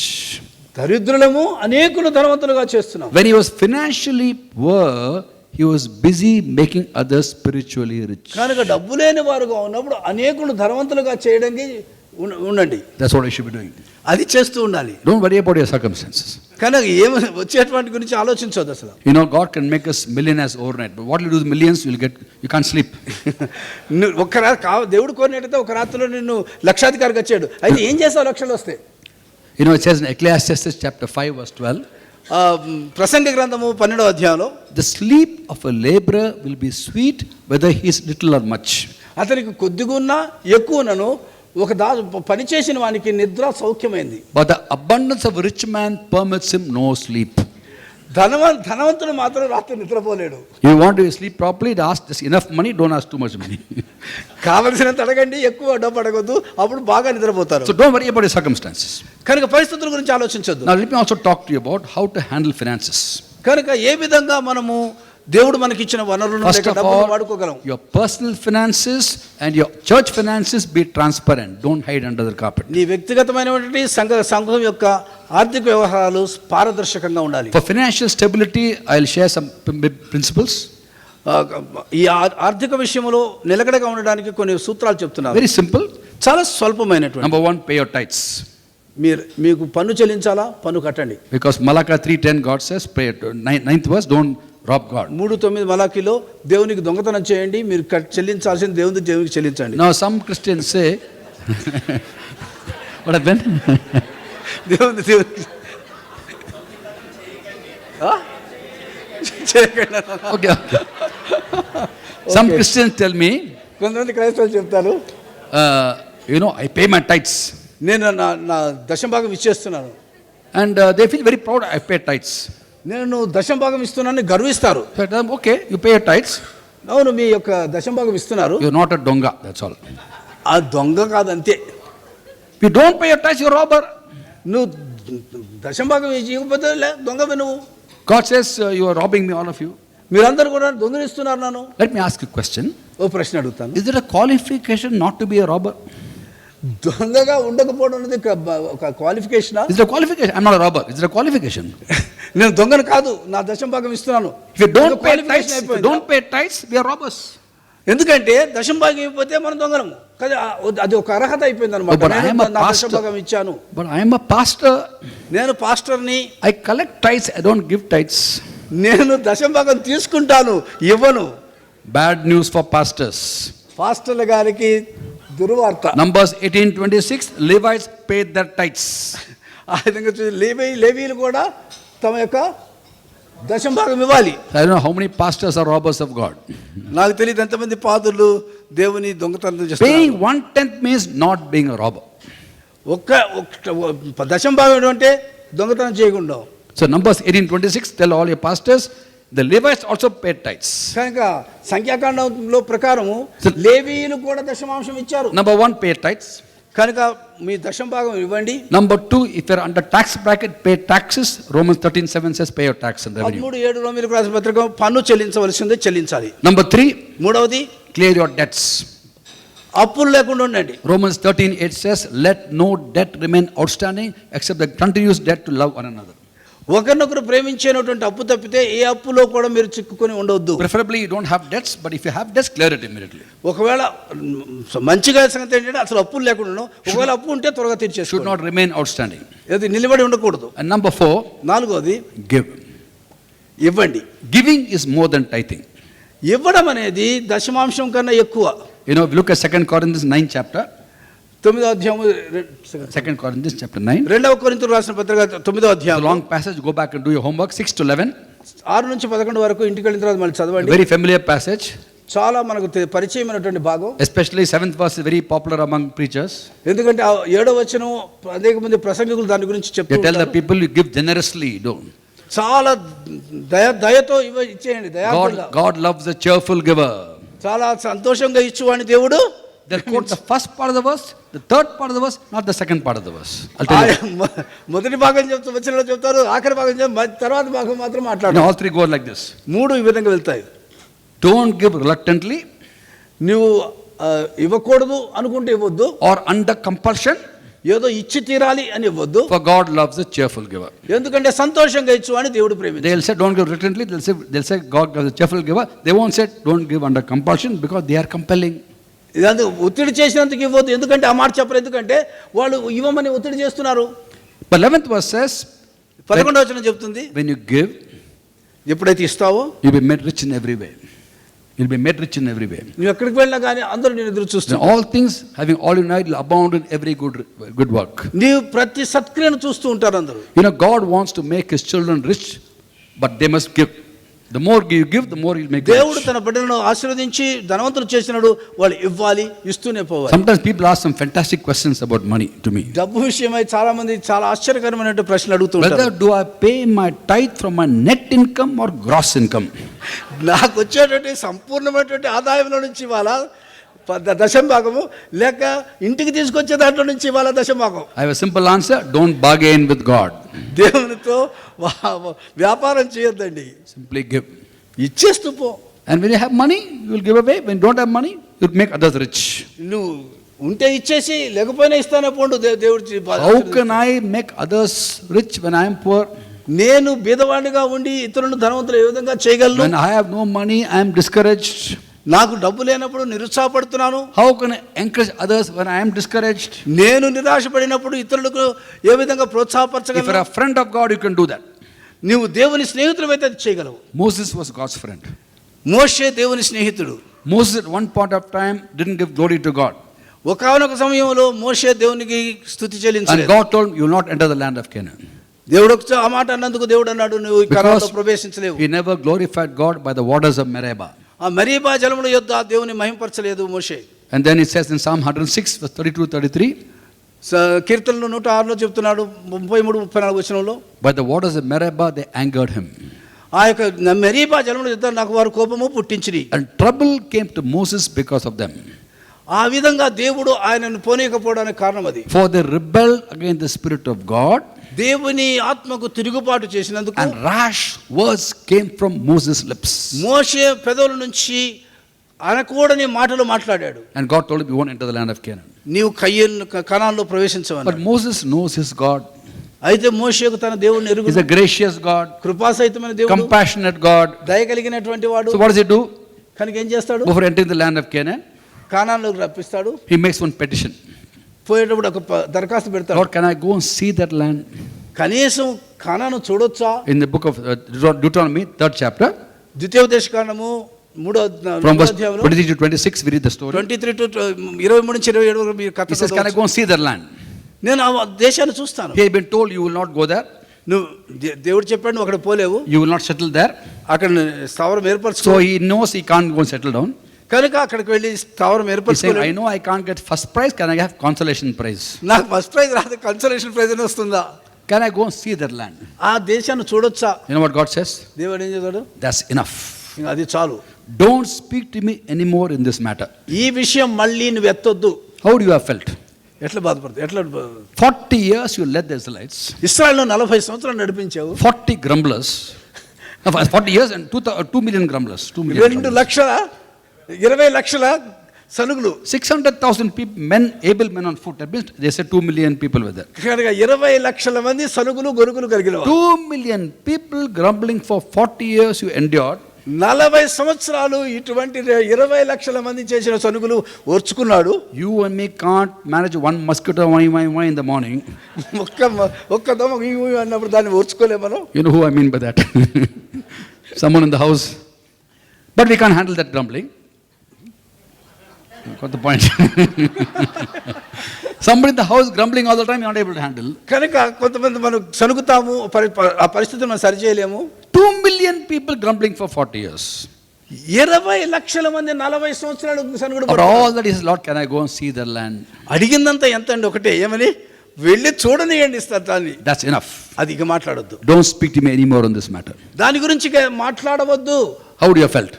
ఏ విధంగా భావించుతావు? Maybe discouraged, I don't know. చాలా నిరుత్సాహపడి ఉండొచ్చు. Then God tells Moses something else. అయితే మోషేకి ఇంకో సంగతి చెప్తాడు. Encourage Joshua and strengthen him. Imagine how it must have felt. జాషువాకు ఆయన ప్రోత్సాహపరచు, జాషువాని అభిషేకించు. Arey, I am troubled here. I want to see the land. Not let me see the land. I want to encourage this fellow. నన్ను స్థలం చూడకూడదు అంటున్నాడు. ఇతన్ని ప్రోత్సాహపరిచి పంపించాలా యెహోషువను? It's like rubbing salt into the wound. గాయం మీద ఉప్పు వేయడమే. Praise God, Moses encourages Joshua. Hallelujah. దేవునికి స్తోత్రము. మోషే యెహోషువను ప్రోత్సాహపరిచాడు. You can encourage others when you get discouraged, but God forbid you should get discouraged. Don't never get discouraged. నీవు నిరుత్సాహపడినప్పుడు ఇతరులను ప్రోత్సాహపరచమని దేవుడు చెప్తాడు. In ministry is a joy, great joy. అదే గొప్ప ఆనందము. Don't go by what people say. ప్రజలు చెప్పింది చేయొద్దండి. You always have critics. నువ్వు ఎప్పుడు కూడా దేవుని ప్రేమ చూడాలి. Same people who praise you today, they will curse you tomorrow. నిన్ను ఈ రోజు చాలా ఘనపరిచిన వాళ్ళు రేపు వాళ్ళు నిన్నే తిడతారు. The same people who praise you today will curse you tomorrow. Those who curse you today, God will make them praise you tomorrow. ఈ రోజు నిన్ను శపించిన వారు రేపు నిన్ను ఘనపరచొచ్చు. So don't put your mind on what people say. మనుషులు ఏం చెప్తారో దాని గురించి పెట్టుకోవద్దు. It's a great joy to be a friend of Jesus. దేవుని స్నేహితులుగా ఉండడం గొప్ప To ఆనందకరం. glorify His name, ఆయన నామమును మహిమపరచండి. to edify His people, ఆయన ప్రజలకు సంసిద్ధం చేయండి. look forward to reward from God, ప్రభు దగ్గర నుంచి బహుమానాలకు ఎదురు చూడండి. rejoicing over other people's ministries. ఇతర వాళ్ళ పరిచర్యలను చూసి ఆనందించండి. When one part is honored, other parts rejoice. ఒక శరీరం ఒక భాగము ఘనపరచనప్పుడు రెండో కూడా When you find some man of God being lifted up by God and many people are being saved through his ministry, praise God. దేవుని బిడ్డలు ఘనపరచబడినప్పుడు, దేవుడు మహిమపరచబడినట్టు దేవుని స్తుతి చెల్లించండి. Don't say, why not me, Lord? నాకెందుకు కాకూడదు ప్రభు అని చెప్పాలి. Of course God wants to use you also. దేవుడు నిన్ను కూడా వాడుకోగలడు. What it can do what is right, you will also be accepted. కనుక నువ్వు కూడా మంచి సత్క్రియ చేసిన తలనెత్తుకోనవా? There's enough work for us. కనుక తగినంత పని ఉంది మనకు. You know, the Bible talks about gospel going to nations? సువార్త దేశాలు వెళ్ళడం గురించి మాట్లాడుతుంది బైబిల్, తెలుసా మీకు? Who are these nations? ఈ యొక్క దేశ జనాంగాలు ఎవరు? Is ethnic groups, nations in the Bible. రకరకమైనటువంటి ethnic groups. You know something? వాళ్ళు ఎవరో తెలుసా? Out of 11,000 nations in the world, more than 11,000 nations, biblical nations, Bible గ్రంథంలో రాబడిన 11,000 దేశాలు 4,435 live in India. 435 4,435 దేశాలు మన భారతదేశంలో ఉన్నాయి. 40% of the nations of the world, according to Bible, live in India. Bible ప్రకారము 40% మన భారతదేశంలోనే ఉంటున్నారు. I personally feel మన వ్యక్తిగతంగా భావించేది this won't come a second time till India is saved. భారతదేశం రక్షించబడేంత వరకు యేసు రావస్తున్నా. I'm being a little selfish here for my country. అది స్వార్థంతో కూడిన మాట. But just think, 4,000 nations out of 11,000 nations. కనుక చూడండి, 4,000 దేశాలు మన దేశంలో ఉన్నాయి. That's why I always wonder why Indian preachers go to America and settle down and say, I have a heart for India. ఎందుకు ఈ భారతీయులు పోయి అమెరికా దేశంలో సెటిల్ అయిపోయి భారతదేశం గురించి హృదయం లేదు వీళ్ళకి? I have a simple question. ఒక చిన్న ప్రశ్న. If your heart is here, why your body is there? నీ హృదయం ఎక్కడ ఉన్నప్పుడు అక్కడెందుకు నీ శరీరం అక్కడ? I'm not against going to America. America పోకుండా In fact, I'm going to కాదు. In fact, tomorrow night I'm going to America. నేను వెళ్తున్నాను అమెరికాకు. I'm coming back in 10 days, don't worry. 10 రోజులు వచ్చేస్తావు. But the point is, you must be where God wants you to be. అయితే దేవుడు ఏం చేయమని నేను కోరుతున్నాను. Honestly, I feel America needs Indian preachers now more than any time before. America దేశానికి భారతీయులు ప్రీచర్గా వెళ్ళవలసిన అవసరత ఎంతో ఉన్నది. We have to go. మనం పోవాలి. But please come back also. అయితే దయచేసి వచ్చేసేయండి. Some people go there to help God make money and send it to India. అక్కడికి వెళ్ళి ఏదో విధంగా దేవుడు డబ్బు ఇచ్చేస్తే ఇండియాకు పంపించడానికి.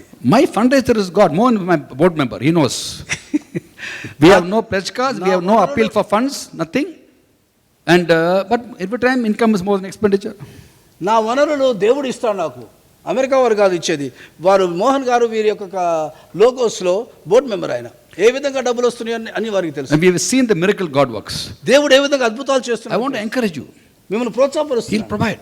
దేవుడు You తీస్తాడు. walk in the ways of God and God will provide amazing ways, much more you can never ask. దేవుని మార్గంలో నడవండి. అద్భుత రీతిగా ఆశ్చర్య రీతిగా దేవుడు నీకు అవసరమైన So never complain in ministry.